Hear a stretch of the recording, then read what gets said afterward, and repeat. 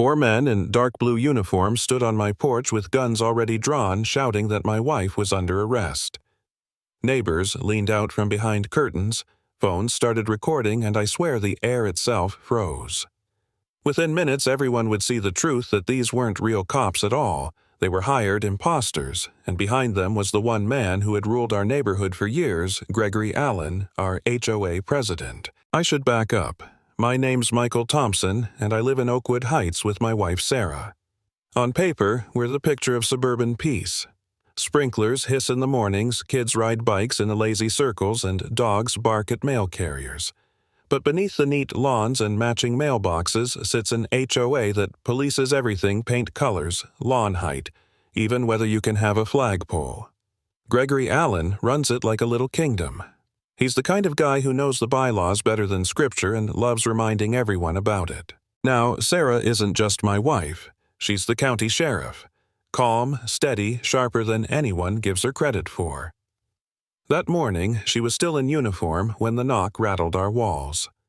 I opened the door to 4 men, shoulder-to-shoulder sunglasses, hiding their eyes, pistols already pointed at me. They told me to step aside, that Sarah was coming with them. Something in my gut screamed wrong. No badge numbers, no paperwork, just cold eyes and fake authority.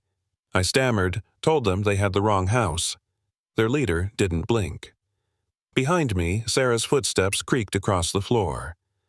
"Michael, what's going on?" she asked, steady as stone.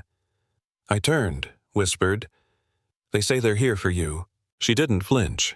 She stepped out onto the porch in full uniform, silver badge flashing in the morning sun.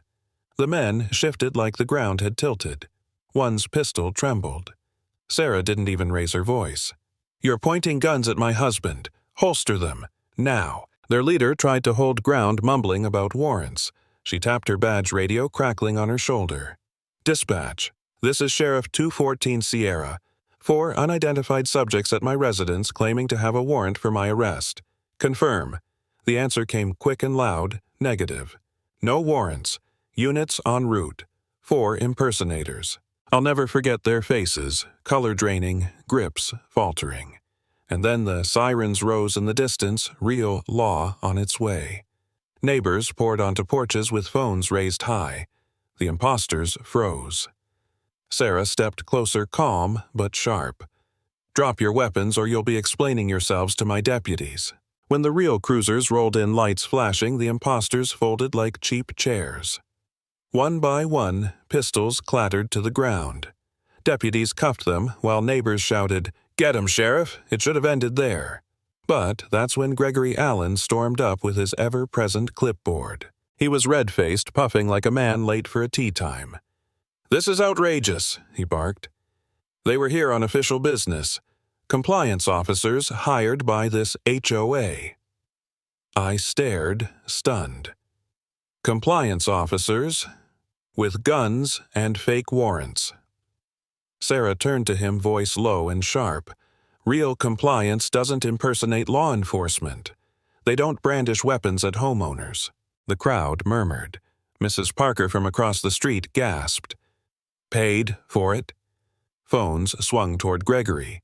His face blotchy, sweat dripping, he insisted it was routine security, but everyone could see the cracks. Then, as deputies hauled the imposters toward cruisers, one with a scar on his cheek slipped free of sloppy cuffs and lunged.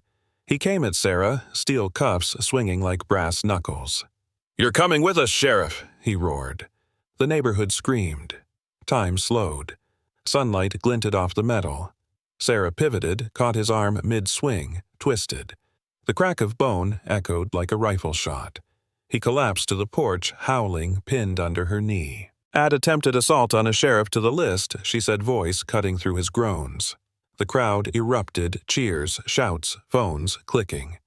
Deputies swarmed him, securing the cuffs properly this time, and that's when I started to wonder if we were in over our heads. I'll be honest, there was a moment standing on that porch where I wanted to give up. The HOA had money influence and clearly no problem sending armed men to our door. Sarah might be strong, but me, I'm just her husband watching the woman I love fight a war in our own neighborhood. I thought maybe it would be easier to stay quiet, to pay the fines, to live small. Maybe I was the fool for thinking we could stand up to them. But then I looked around. Neighbors I'd waved to for years but never spoken with Mr. Jenkins, Mrs. Parker, even the mail carrier were all watching. Phones raised, eyes burning. They weren't just bystanders anymore, they were witnesses. Sarah wasn't just defending herself, she was exposing them. And if she could hold steady, then damn it, so could I. The real kicker came when deputies searched the imposters and found a folded sheet of paper in the scar-faced man's jacket. It looked official county letterhead judge's seal. Big block letters screaming, "Order of Detention." My wife's name, bold at the top, but the signature at the bottom, a sloppy smear from a judge who'd retired 3 years ago.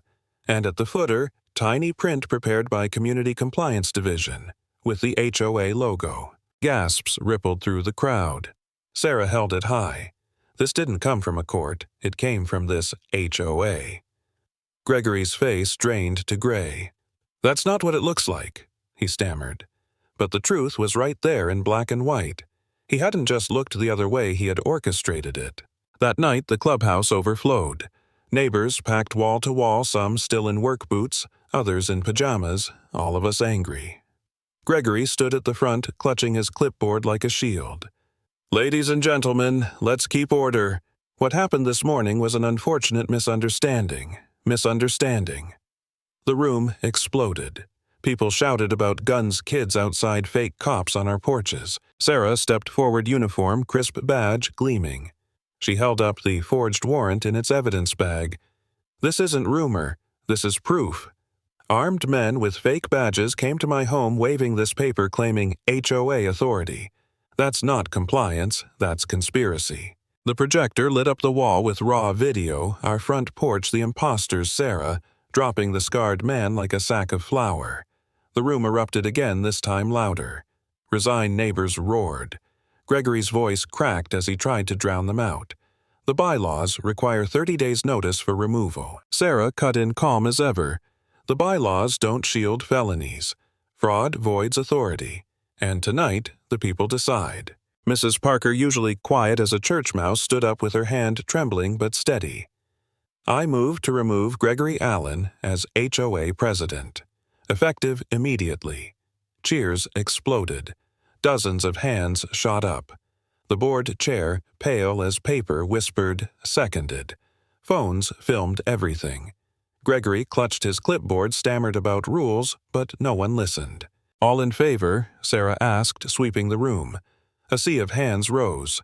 All opposed, silence. The gavel cracked. Motion carried.